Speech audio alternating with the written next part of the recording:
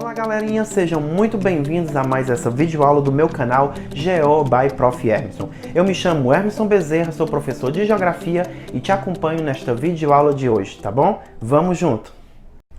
Na videoaula de hoje nós vamos trabalhar a questão do desenvolvimento, tema muito importante da geografia humana. Você sabia que o termo subdesenvolvido foi utilizado durante o contexto da Segunda Guerra Mundial para classificar os países que não tinham as mesmas condições e nem estavam no mesmo patamar econômico das outras potências europeias? Isso durante o final da Segunda Guerra Mundial. E quem fez essa classificação foi a ONU.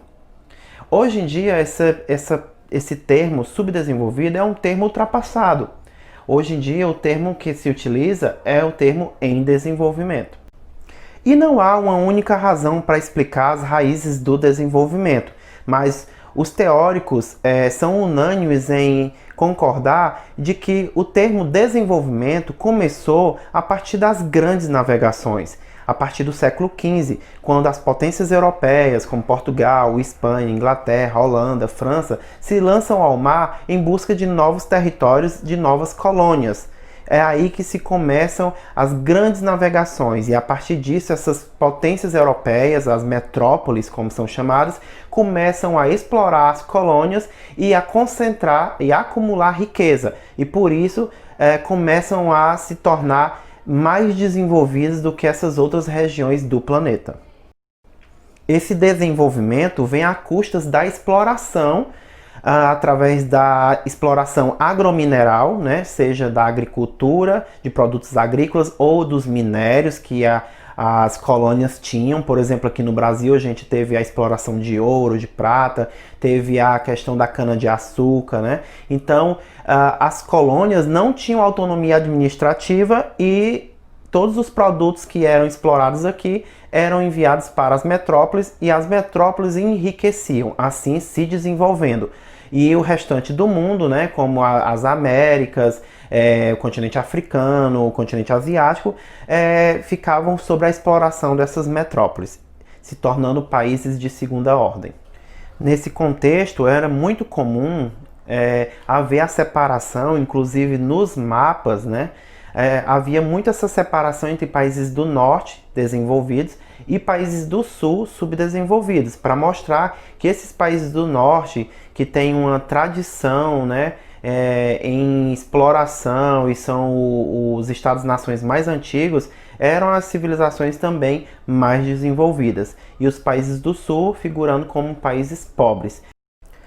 Atualmente, a expressão que temos para classificar países em desenvolvimento é a classificação país emergente.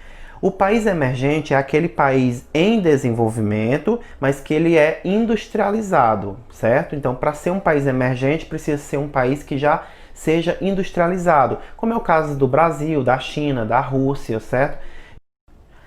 E no caso do Brasil, a partir da década de 50, teve-se a ideia de modernizar a economia brasileira para poder chegar ao patamar de desenvolvimento almejado. Então foi lançado um plano de desenvolvimento baseado na ampliação da indústria. Mas o que é que houve? Foi um modelo importado de fora e aplicado no Brasil. Então se baseava nas potências mundiais, europeias e os Estados Unidos. Então esse modelo foi aplicado aqui e não teve bons resultados, porque a urbanização foi maior do que a industrialização, ou seja, as pessoas vieram morar nas grandes metrópoles atrás de emprego, de trabalhar na indústria, mas não havia emprego suficiente. Então houve um contingente de pessoas muito grande e começou o processo de periferização, certo?